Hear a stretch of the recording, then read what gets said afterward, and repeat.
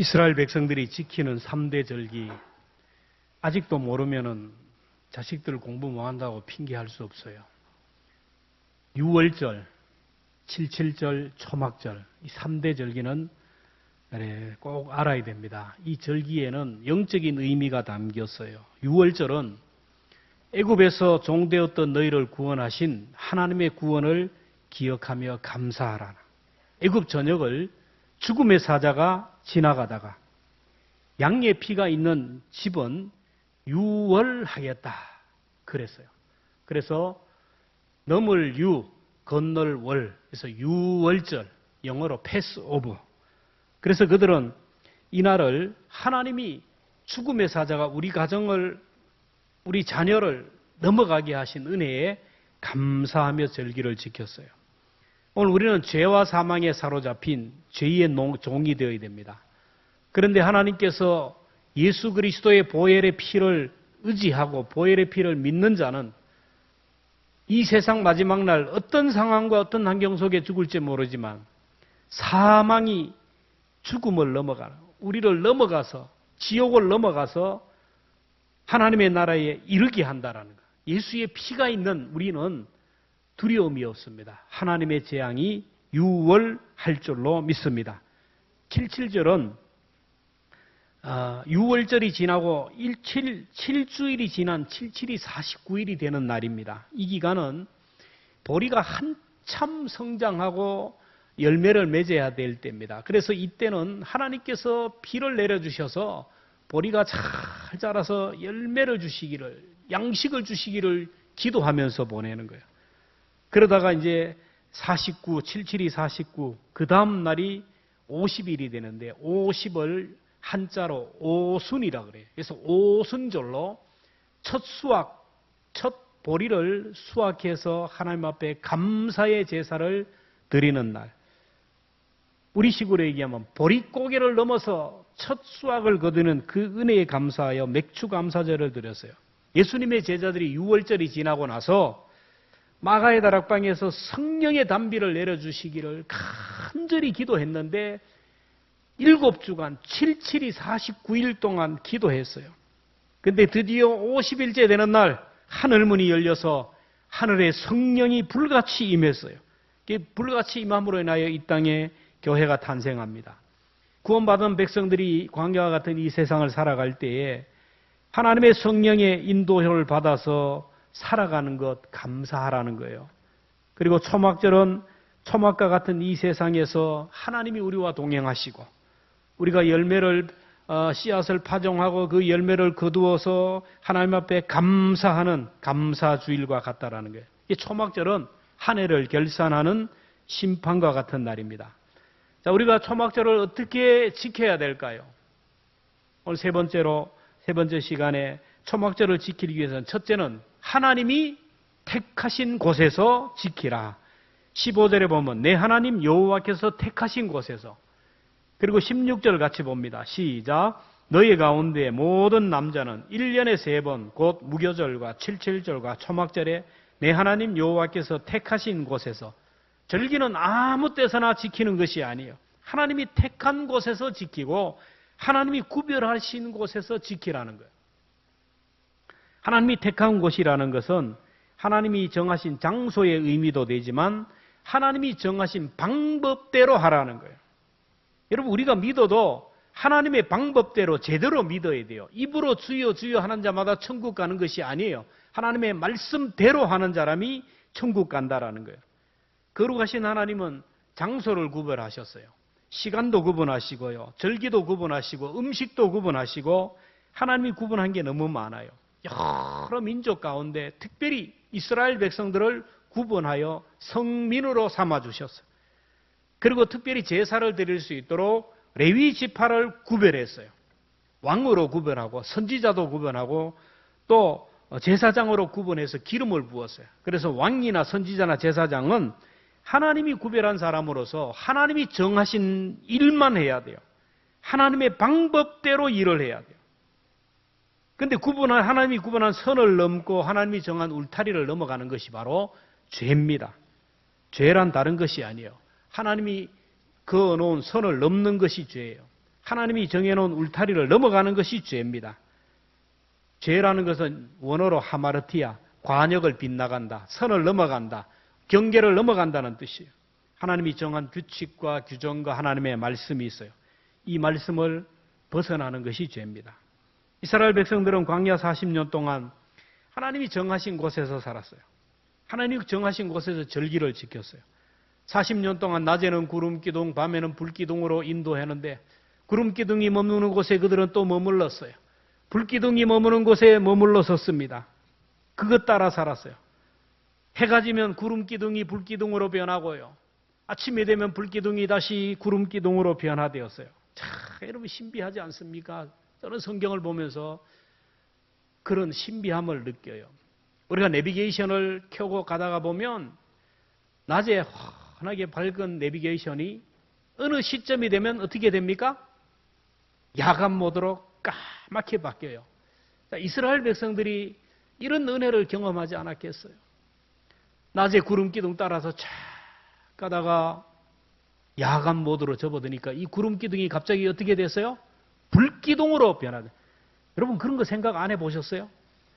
불기둥으로 한순간에 확 변하는 거예요.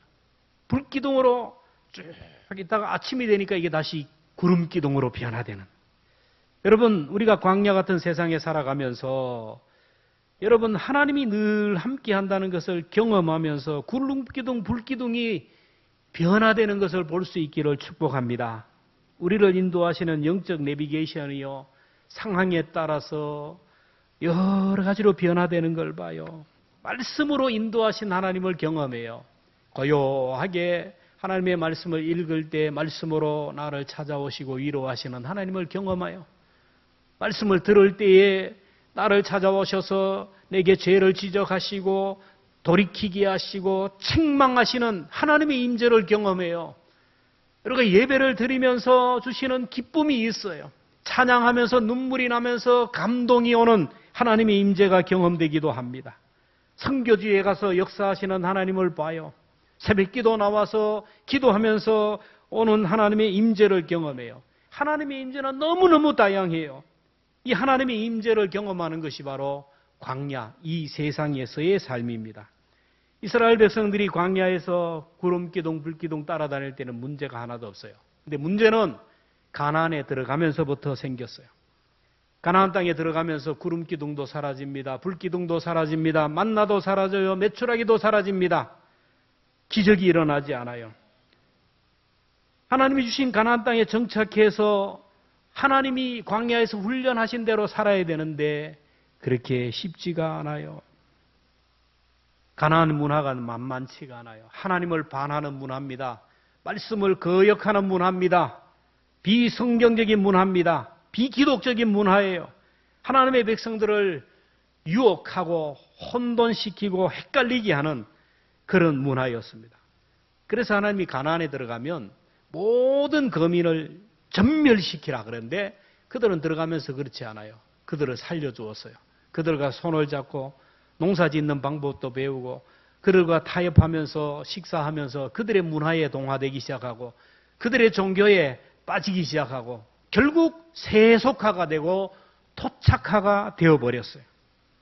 여러분 스바냐 선지자를 우리가 새벽마다 하는데 하나님이 이스라엘 백성들을 징계한 이유는요. 하나님을 떠났기 때문이가 아니에요. 하나님을 등졌기 때문이 아니에요. 말씀을 버렸기 때문이 아니에요. 하나님과 세상을 같이 섬겼어요. 양다리 걸치기로 하나님도 섬기고 세상도 섬기는 이게 하나님께서 용납하지 못하는 심판의 하나님의 경고라는 거예요. 우리가 이 땅에 살아가면서 예배 다 드려요. 신앙생활 잘합니다. 교회 오면 예수 믿는 사람 같아요. 열심히 섬겨요. 근데 세상에 가면 세상을 하나님보다 더 의지해요. 세상을 더 좋아해요. 하나님보다 돈을 더 의지하고요. 하나님보다 자녀를 더 우선하고요. 하나님 말씀보다가 세상적인 방법을 따라가는 거예요. 이게 뭐냐면 하나님과 세상을 양다리 걸치고 있는 거예요. 이 이스라엘 백성들이 가나안 땅에 들어가서 이 죄에 빠졌어요. 그래서 하나님이 초막절을 지킬 때 여호와께서 정하신 곳에서 하나님이 정하신 방법대로 하라는 거예요. 여러분 장소가 얼마나 얼마나 중요한지 몰라요. 하나님이 이 땅에 계시면서 장소를 구별해요. 에발산에서 예배하라고 그랬어요. 세켐에서 예배하라고 그랬습니다. 그리고 하나님의 성전이 건축하고 나서부터는 예루살렘 성전에서 예배하라고 했어요. 그래서 이스라엘 백성들은 남자는 성인이 되면 1년에 3번 예루살렘에 올라가서 절기를 지켜야 됐어요. 예수님도 12살에 예루살렘 성전에 올라갔어요. 그리고 절기 때에 예수님이 그 마지막 사역을 행했던 것을 봅니다. 지금도 유대인들은 6월절이 되면 초막절을 지키기 위해서 절기가 되면 초막절, 특별히 가장 큰 초막절을 지키기 위해서 전 세계 유대인들이 예루살렘에 모여요. 그래서 유대인 부자들은 예루살렘에 아파트 하나를 다 지어놔요. 비워놓습니다. 그리고 베란다를 아주 넓게 만들어놔요. 베란다에 초막을 짓고 지키기 위해서. 그들은 1년 동안 아파트 안 들어가요.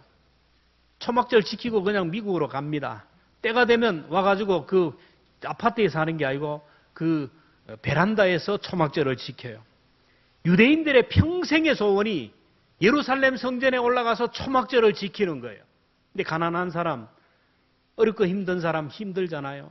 우리 성도들 가운데 이스라엘을 몇 번 성지순례 한 사람도 있지만 한 번도 못한 분들이 있어요. 평생의 소원이 성지순례 하는 것. 전 세계에 수많은 사람들이 소원이 아닙니까? 그러면 하나님이 정하신 예루살렘이 아니면 무효가 되느냐? 지금 그래요. 신약에 와서는 새롭게 해석이 되었는데 구약의 안식일은 주일로, 예수님이 부활하신 주일로 변화되었어요. 그들은 지금도 코셔라고 레위기에서 말씀하시는 구별된 음식만 먹어요. 근데 우리는 아무거나 먹어요. 레위기에 정해주신 고기들, 뭐 이런 금하신 고기들, 돼지고기나 뭐 여러 가지 새우나 이런 고기가 부정하기 때문에 이걸 먹으면 우리 몸에 해롭기 때문에 못 먹게 했느냐? 과학적으로 증명된 게 없어요. 돼지고기보다 소고기가 맛이 없다 그러잖아요. 그래서 소고기 먹을래, 돼지고기 먹을래? 이 가운데도 돼지고기 먹는 사람 많을 거예요. 돼지고기보다는 먹은 고기를 더 좋아해요? 오리고기를 먹는다. 다 그러잖아요. 그래요. 음식 자체가 문제가 아니에요. 성경에서 목매어 죽은 음식을 먹지 말라. 왜 목매어 단 걸 먹지 말라 했나? 제가 어릴 때만 해도 개를 잡을 때 목을 매어가지고 나무에 달아놓고 막 팹니다. 죽을 때까지. 그래서 온열에 개 패듯이 한다고 하잖아요. 개를 이렇게 목을 매어가지고 때리면 개가 스트레스를 잔뜩 받고 죽으면 이 몸속에서 이상한 뭐가 나와서 고기가 맛있어진대요. 여러분 알고 그러세요? 유대인들도 목을 매어가지고 고통스럽게 죽이면 고기 맛이 있다는 걸 알기 때문에 목을 매어서 죽여요. 그래서 목매인 것을 먹지 말라라는 거예요. 왜? 하나님이 주신 생명을 그렇게 고통스럽게 죽이면 안 된다라는 거예요. 동물을 잔인하게 죽이지 말라. 그래서 이 목매어 죽인 것을 먹지 않으므로 하나님의 거룩성, 하나님의 경건을 훈련하고 연습하라는 거예요. 피채 먹지 말라. 피는 생명과 관계된 거예요. 피를 먹지 말라라는 거예요. 그러면 선지를 먹어야 되나요? 말아야 되나요? 알아서 하세요, 여러분. 나라마다 문화가 달라요. 유럽 사람들은 개고기를 먹으면 뭐라 합니까? 야만인이라고 그래요. 근데 안동분들은 개고기는 뭐예요? 오신탕이라고 그래요. 먹어야 돼요. 지금도 먹어야 된다라는 거예요. 우리나라 사람들은 구더기를 먹어요, 안 먹어요? 구더기 잡수는 분들. 구더기 안 먹어요. 왜 그럽니까? 어디에서 봤기 때문에? 화장실에서 봤기 때문에. 그걸 어떻게 먹어요? 근데 유럽 사람들은 구더기를 먹을까요, 안 먹을까요? 먹어요. 최고의 영양식 먹는다라는 거예요. 그래서 우리는 어떤 음식이든지 이제 감사하면서 먹으면 돼요. 선지를 먹어야 되느냐, 안 먹어야 되느냐? 개고기를 먹어야 되느냐, 안 먹어야 되느냐? 감사함으로 먹으면 돼요. 대답을 안 하냐, 아멘도 안 하냐. 그런데 문제는 옆에서 그걸 먹는 나를 보면서 그걸 왜 잡사요? 시험이 드는 사람이 있으면 먹지 말라. 여러분 개고기 잡수세요. 마음껏 잡수세요. 근데 반려견을 키우는 집사님이 옆에서 쳐다보고 있으면 먹지 말라라는 거예요. 시험이 드는 것이요. 너의 유익을 아니라 다른 사람의 유익을 위해서 막아라. 옛날에 우리 교회에도 옛날에 교회에서 꼭 보면은 4월 초팔일 날 절 밑에 가서 개를 잡아요. 이게 문제라니까요. 그렇게 하지 말라는 거예요. 그렇게 하지 말라는 거예요. 다른 사람의 유익을 위해, 우리 기독교인들은 윤리가 다른 사람의 유익을 위해 하라는 거예요. 구약에서 하나님이 구별한 날이나 시간이나 절기들, 음식들은 당시 그들의 삶 속에 아주 밀접하게 관계된 것입니다. 하나님은 이런 것들을 지킴으로 거룩을 훈련하고 연습하라. 하나님의 자녀 훈련을 하라는 거예요. 하나님이 지시한 것을 그대로 지킴으로 하나님의 말씀에 순종하는 훈련을 시키는 거예요. 오늘 이 시대도 하나님이 구별한 곳이 많아요. 많은 곳이 있지만 교회는 하나님이 구별하신 곳입니다. 주일도 하나님이 구별한 곳입니다. 여러분, 직분도 하나님이 구별하신 곳이에요. 절기도 구별한 것입니다. 우리가 이런 하나님이 구별한 것을 마음과 뜻과 정성을 다하여 잘 지켜야 돼요. 지키면 우리가 하나님의 경건을 훈련하고 믿음을 훈련하는 거예요. 하나님의 성품을 닮아가는 겁니다. 사순절이 되면 금식을 하잖아요. 미디어 금식을 하는데 참 어렵습니다. 불편합니다. 그러나 이 금식을 하면서 거룩을 연습하는 거, 훈련하는 거예요. 공적 예배라는 거, 여러분 불편하지만은 이 공적 예배를 드림으로 인하여 우리의 경건을 훈련하고 우리의 믿음을 훈련하는 것이고 하나님의 자녀의 삶을 훈련하는 것이고 하나님의 말씀에 순종하는 것을 훈련하는 것이고 천국 가는 훈련을 하는 거예요. 말씀을 읽는 것도 마찬가지예요. 말씀을 듣는 것도 그렇고요. 전도도 그렇고 섬김도 그렇고 교회에서 행하는 모든 핵심 가치들은 여러분 이걸 통하여 하나님의 거룩을 연습하고 훈련하기 위해서요. 우리 교회 축복의 5종 세트, 남들 보면 이게 선물 세트인가. 그런데 공적 예배, 가만히 가 있어. 가정과 이웃과 사람들에게 가서 그냥 전도하는 거, 조미 감사, 말씀 묵상, 중보기도. 여러분 이걸 통하여 하나님을 훈련하고 우리의 경건을 훈련하고 연습하고 이것만 훈련 잘하면요 모두가 가나안에 들어갈 수 있어요. 이 훈련 하면요 이 성경 말씀을 따라 살아갈 수가 없어요. 이게 안 되면 안 된다라는 거예요. 우리 교회가 초막절 행사를 하는데 야외에서 일주일 지나는 게 아닙니다. 1박 2일로 준비하는데 이걸 통하여 거룩을 연습하고 훈련하라. 하루 가나 안 가나 이렇게 따지면요. 이렇게 하면 우리가 하나도 순종할 게 없어요. 하나님은 이 행사를 통하여 우리가 하나님의 백성들이 모이는 것을 훈련하고 천국을 바라보는 훈련을 하고 그리고 이 땅의 삶이 초막과 같은 것을 훈련하는 거예요. 이 프로그램들을 통하여 거룩을 훈련하고 천국 백성으로 훈련되어 가는 거예요. 이런 거룩과 훈련과 연습이 없이는요, 천국 갈 수가 없어요. 하나님이 택하신 곳, 의미가 바로 그래요. 둘째로, 초막절은 감사함으로 지키라. 13절에 보면 너희 타작마당과 포도주 틀에 소출을 거두어 드린 후에 이래 동안 초막절을 지킬 것이라. 초막절은 태양력으로 10월 15일부터 일주일간 지켜요. 이때는 가을에 막 추수하는 거예요. 포도주도 추수하고 올리브도 추수하고 메밀도 추수하고 막 추수하는 거예요. 이들이 이걸 추수해서 타작마당에서 타작을 하고 창고에 수장하고 하나님 앞에 감사했어요. 오늘 보면 너희 타작마당이라는데 타작마당이 뭐냐면은 타작마당은 이스라엘에서 아주 높은 언덕에 바람이 잘 부는 곳에 타작마당을 만들어 놨어요. 그래서 거기에서 보리를 타작하고 밀을 타작하고 곡식을 타작하면 키질을 하면요 이 바람으로 인하여 쭉정이는 날아가고 알곡만 남게 돼요. 이게 타작마당이야. 아라우나의 타작마당에 다윗이 번제를 드렸다 했잖아요. 이게 바로 타작하는 것이에요. 그리고 또 하나는 포도의 생산량이 많은 나라가 포도를 수확할 때 포도주 틀에 넣어요. 포도주 틀. 여러분 보시면 저 위에 동그란 부분이 말고 저 위에 네모난 부분이 굉장히 커요. 거기에다 포도를 막 생산해서 갖다 넣습니다. 발로 막 밟아요. 무좀이 있으면 어떡하나 쓸데없는 생각하지 말고 그거 놓고 발로 막 밟고 막 우기면 포도주 찌꺼기들은 거기 남고 물은 밑으로 쫙 나와요. 그래서 포도주가 생산해요. 그러면 그걸 병에다 담아요. 올리브도 마찬가지예요. 올리브는 올리브 틀이 있어가지고 넣어놓고 이렇게 서로 인해서 맷돌을 돌리는 거예요. 그러면 올리브가 탁 터지면서 기름이 나오는 거예요. 그런데 사사기에 보면 포도주 틀에서 타작을 했다. 곡식을 타작했다는 말. 타작 마당에서 해야 되는데 포도주 틀에서 했다. 이유가 뭘까요? 타작 마당은 높은 곳이에요. 거기서 보리를 밀을 막 곡식을 타작하면 누가 봅니까? 저 먼 곳에 있는 블레셋 그리고 모압, 암몬 이 나쁜 놈들이 보고 나서 저기 타작했네.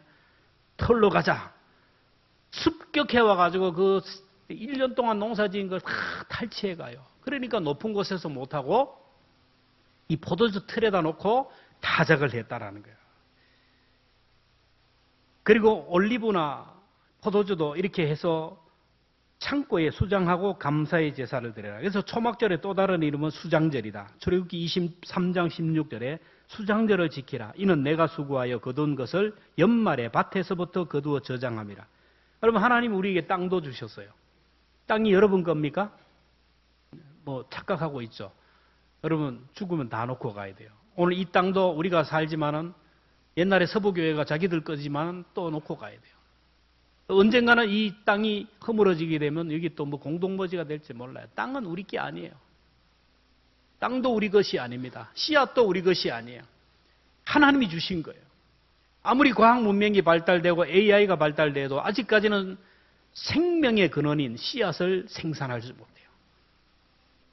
그러면 땅도 내 것도 아니고 씨앗도 내 것도 아니고 뿌리는 것만 내가 하는 거예요. 하나님은 우리를 동력자로 세우는데 뿌리는 것만 하는 거예요. 내 시간도 씨앗이고 내 생명도 씨앗이고 물질도 씨앗이고 은사도 씨앗이고 다 씨앗이 이걸 심기만 하면 하나님이 때를 따라 돕는 이른 비와 늦은 비를 주셔서 햇빛을 주셔서 열매 맺게 하신다라는 거예요. 그러면 심으면 끝나는 거예요. 여러분 일생 살아가면서 열심히 우리처럼 열심히 사는 사람이 없어요. 아침에 일어나서 해가 뜨기 전부터 시작하여 밤늦게까지 얼마나 애를 쓰고 수고했는데 1년 농사를 지으면 어떻습니까? 질병이 일어나면요. 사고가 일어나면 다 날아가요. 그렇게 수고했는데 내 살림살이는 늘 그 자리 그 모양이에요.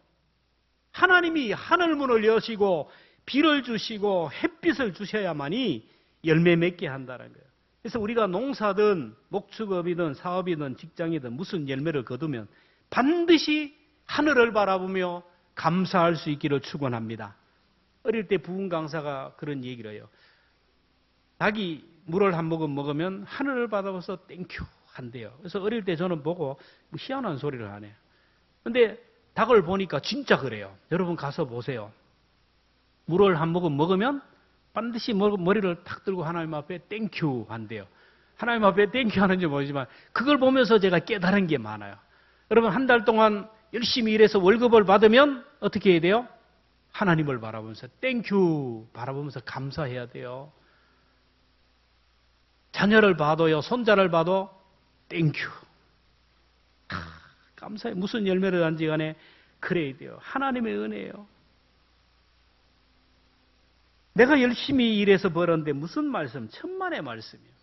내가 숨을 쉬고 있는 것 자체가 하나님의 은혜인 것을 믿으시기를 바랍니다. 어젯밤에도요 성소병원에 가보니까 죽은 사람이 많더라고요. 안동시인의 통계를 보니까 죽은 사람 많아요. 숨을 안 쉬어요. 여러분 안 죽는 방법은 간단합니다. 숨만 잘 쉬면 됩니다. 죽을 힘을 다하여 숨만 쉬면 안 죽어요. 근데 산소호흡기 넣어도 안 되는 거예요. 숨을 못 쉬는 거예요. 그들이 왜 숨쉬기 싫어서 그럴까요? 천만금을 억만금을 주고도 쉴 수 없는 그 숨을 오늘 우리는 쉬고 있어요. 그들이 그렇게도 살고 싶은 오늘을 우리가 살아가고 있다니까요.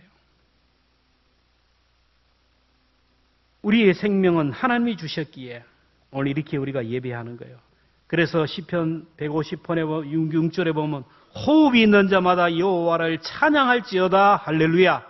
여러분, 오늘 내가 숨을 쉬고 있다면 찬양할 수 있기를 축복합니다.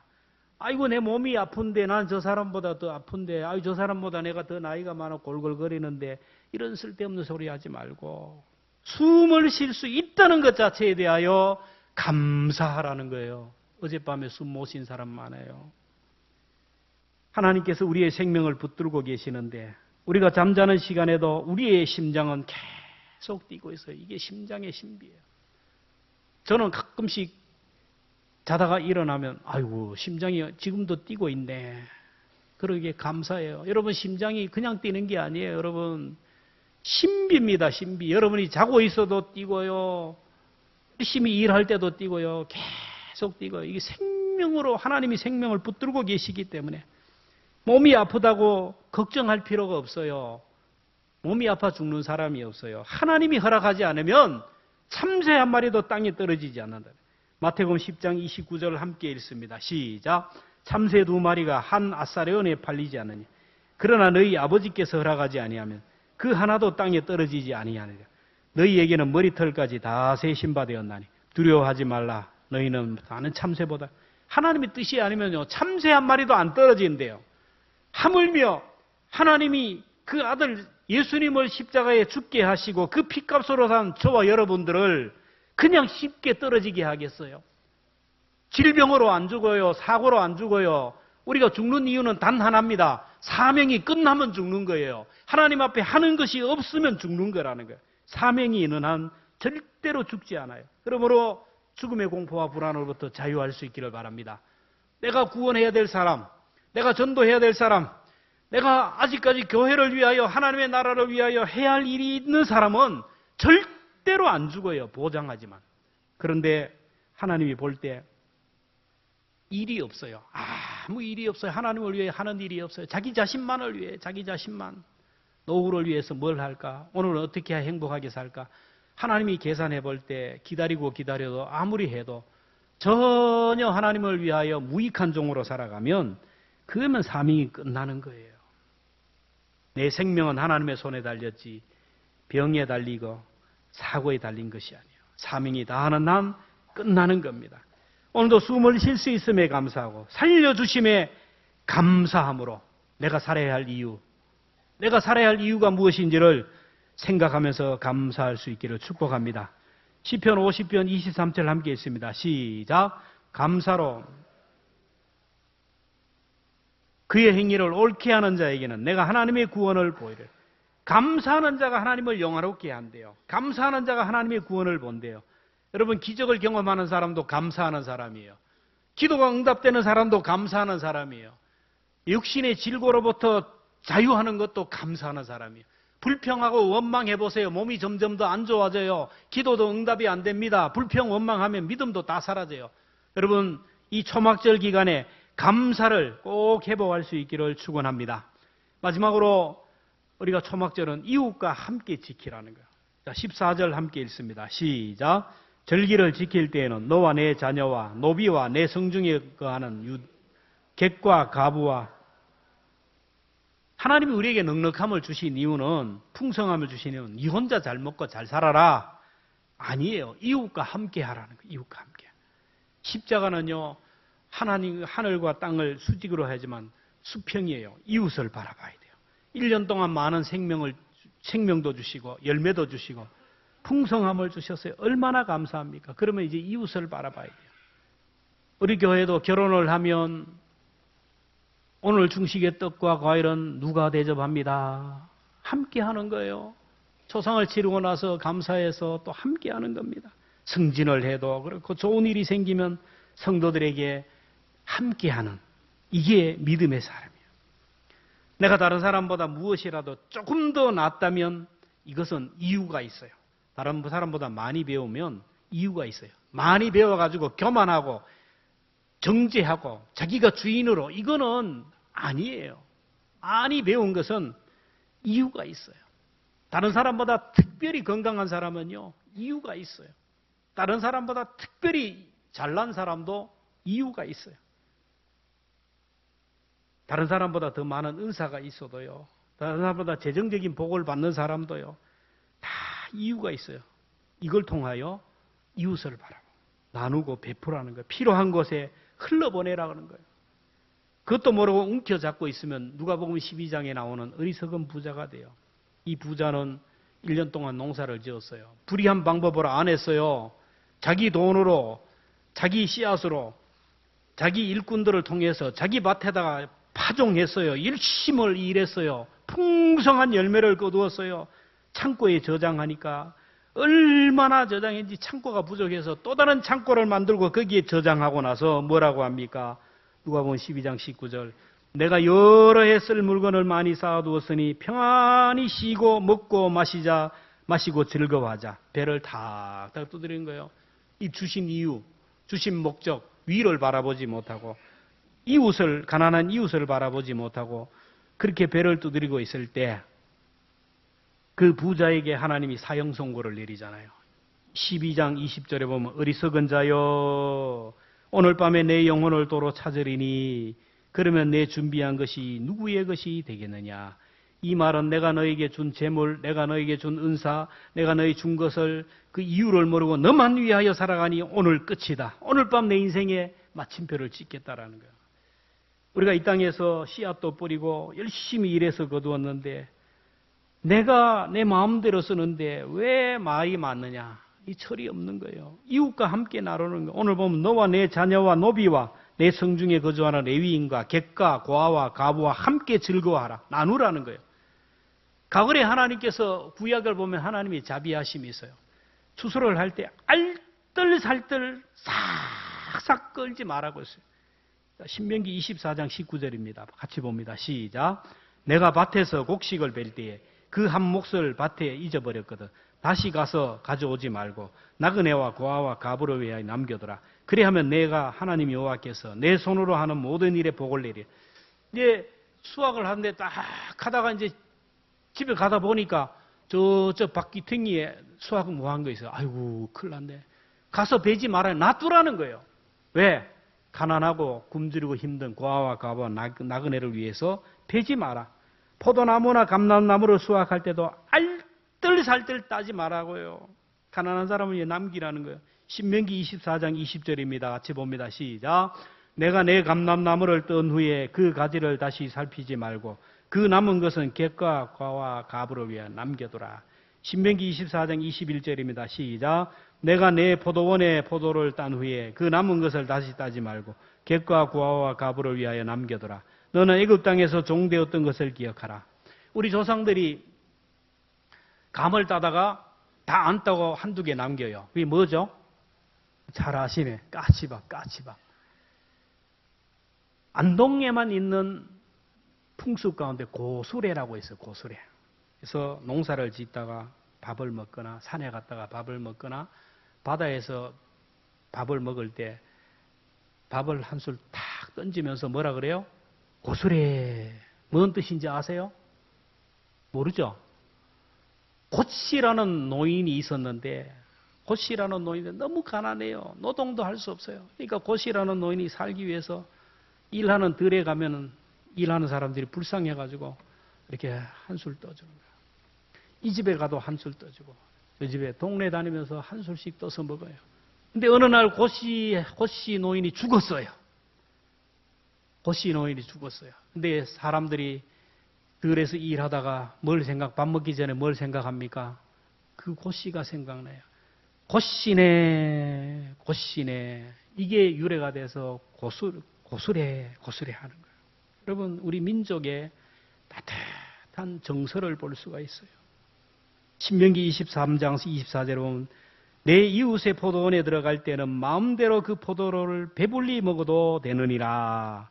그러나 그릇에 담지는 말 것이요. 여러분 지금 이렇게 하면 그냥 큰일 납니다. 그 당시는 배고픈 사람이 많아가지고 남의 집 포도원에 가서 마음껏 먹으래요. 그러나 그릇에 담아 나오면 안 돼요. 절도입니다. 그리고 또 하나 신명기 23장 25절 내 이웃의 곡식밭에 들어갈 때 내가 손으로 그 이삭을 따도 되느니라. 그러나 내 이웃의 곡식밭에 뭘 대면 안 돼요? 이 옛날에는 이랬어요. 그래서 옛날에는 서리 한다고 해요. 서리. 서리가 뭡니까? 아이들이 이제 배고플 때 너무 먹을 것이 없을 때 동네 아이들이 서리 하는 거예요. 그래서 저 집에 가서 김치도 좀 훔쳐서 먹고, 저 집에 가서 뭐 보리도 좀 훔쳐 먹고. 그 어른들은 알아요. 저게 누군지 다 알아요. 그러나 동네 아이들이 그 뭐 놀이로 하는 것이지만 그 영양 보충을 위해서 하는 걸 넘어가요. 근데 지금은 서리하면 어떻게 해요? 대번 신고해가지고는 언제 뭐 도적으로 몰리는 거예요. 이 각박한 시대가 됐어요. 각박한 시대가 되었어요. 성경에 보면은 포도를 마음대로 먹어라. 그러나 그릇에 담아 나오면 안 된다. 이삭을 따도 된다.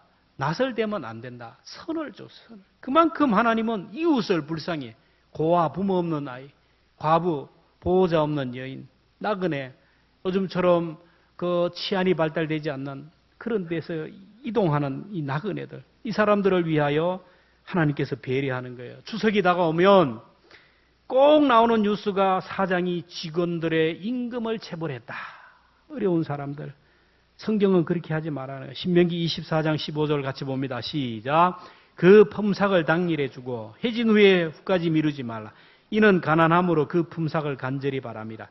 그가 너를 여호와께 호소하지 않게 하라. 그렇지 않으면 그것이 내게 죄가 될 것이야. 자기에게 도움을 요청하면요, 힘이 있기 때문에 요청하면요, 웬만하면 들어줘야 돼요. 냉정하게 거절하면요, 섭섭한 마음이 있으면, 하나님의 자녀가 섭섭해하면요, 하나님이 그걸 보고 호소한다는 거예요. 그게 죄가 된다라는 거예요. 추수 초막절은 추수한 것을 창고에 수장하면서 이웃을 생각하며 사랑을 나누는 거예요. 추수 때가 되면요, 곧바로 겨울이 오잖아요. 겨울이 오면 힘든 사람이 너무 많아요. 그래서 수확의 기쁨을 함께하고 음식을 나누면서 하나님을 찬양하는 거예요. 기독교는 나 혼자 신앙이 아니에요. 함께 더불어의 신앙입니다. 우리 교회도 초막절 행사를 하는데 성도들을 위해서 서로 나누고 베풀었으면 좋겠어요. 옛날에 이제 추수를 다 하면 뭐 풋굿이라고 먹었는데 어릴 때 기억이 나요. 돼지도 잡고 그러면 건너 마을에 있는 아줌마가 이게다가 감주를 해가지고 와요. 그러면 저쪽에 있는 또 어떤 집은 떡을 해가지고 오고요. 이 집에서는 잡채를 해오고 그래가지고 같이 나누었어요. 그날은 거짓 떼들이 막 호강하는 날이에요. 하루 종일 먹고 노는 거예요. 이 동네 저 동네 정보가 가장 빠른 것이 거짓들 아닙니까? 그래서 저 마을에 품굿한 다음에 다 뭐냐면 쫓아보낸 게 아니고 배불리 먹게 했어요. 배불리. 이게 우리 민족의 영성입니다. 우리 교회도 어느 부서에서 행사를 하고 성지순례를 하거나 남녀성교회 친목회를 하거나 뭐 이렇게 교회 학교에서 수련을 하면 찬조를 하잖아요. 함께 하는 게 풍성해져요. 이번 초막절 행사도 우리 교회 창립 기념절이고 함께 하는데 얼마나 기쁜 날입니까? 여러분 이날 우리 성도들과 함께 사랑을 베풀었으면 뭘 할까요? 기도하면 나와요. 이렇게 하면요. 마음에 부담되는 분이 있어요. 부담되면 할 필요가 없어요. 부담이 된다는 것은 내 마음에 여유가 없다는 말이에요. 가진 것이 있어도 마음에 여유가 있으면요. 하게 되지만 아무리 없어도 마음에 여유가 있으면 하게 되는 거예요. 초막절을 행사를 하면서 광야 40년 고난의 삶을 기억하면서 검소하게 보내는 사람이 있는가 하면 하나님의 구원하심, 추수감사를 생각하며 풍성하게 나누는 사람들이 있어요. 우리 교회가 처음으로 초막절 행사를 하는데 여러분 사랑 나눔으로 함께 풍성함을 누렸으면 좋겠어요. 여러분의 감사 지수는 얼마입니까? 불평과 원망의 지수가 어떻습니까? 여러분 집에 가셔서 A4 용지에다가 감사의 제목을 쫙 써보세요. 불평과 원망에서 걱정거리 적어보세요. 저도 그렇고 여러분도 그렇고 거의 감사의 제목은 몇 번 내려가면 그 다음 머리를 쥐어짜야 돼요. 뭘까. 근데 불평과 원망이 저리는요. 막 나와요. 걱정거리, 염려거리, 불평거리 막 불평과 원망의 지수가 많은 거예요. 여러분 광야를 살아가면서 불평과 원망하는 사람은 다 죽었어요. 우리가 천국 가기 위해서는 불평거리가 점점 더 사라지고 원망거리도 사라지고 감사거리만 자꾸 넘쳐야만이 천국에 갈 수 있다는 거예요. 이 우리나라에서 1년 동안 119 구급대가 출동하는 횟수가 30만 회라. 30만 회. 교통사고로 아니면 질병으로 고통으로 이렇게 출동해가지고 살아나는 사람이 많은데 근데 얼마나 감사할까요? 119로 인하여 생명을 구하고 건강을 회복하고 치유되어서 찾아와서 감사하는 사람은요, 100명 중에 3명이래. 100명 중에 10명 중에 1명이 아니고 100명 중에 3명. 감사를 잊어버리고 당연한 것으로 여기는 것, 이게 불행입니다. 내 감사 지수가 얼마나 될까? 불평 원망의 지수가 얼마나 될까? 불평과 원망의 지수를 지우는 방법은 하나밖에 없어요. 감사의 지수를 높이면 되는 거예요. 우리 몸의 온도를 높이면요, 질병이 떠나가요. 암 환자들이, 몸이 약한 자들은 저체온이기 때문에 운동을 합니다. 좋은 음식을 먹고요, 약을 먹으면서 몸의 체온을 올리면 질병이 떠나가요. 감사의 지수를 높여가면 사탄마귀는 떠나가고 어둠의 권세도 떠나가고 영육간에 우리가 강건하게 되는 거예요. 감사의 지수를 높이는 방법은 하나밖에 없어요. 하나님이 주신 은혜를 기억하면서 자꾸 생각해야 돼요. 머리를 짜면서 생각해야 돼요. 생각해 보세요. 또 생각해 보세요. 감사는 싱크에서 나왔어요. 그래서 감사는 생각하는 거예요. 하나님부터 받은 복을 세어보는 것입니다. 우리가 함께 찬송할 때인데 자리에서 함께 일어납시다. 세상 풍파 너를 흔들어 약한 마음 낙심하게 될 때 내려주신 복이 무엇인지, 크신 복이 무엇인지를 헤아리면서 이 계절에, 초막절에 우리가 감사를 회복하고 감사의 지수를 높여갈 수 있는 그런 은혜가 있었으면 좋겠습니다.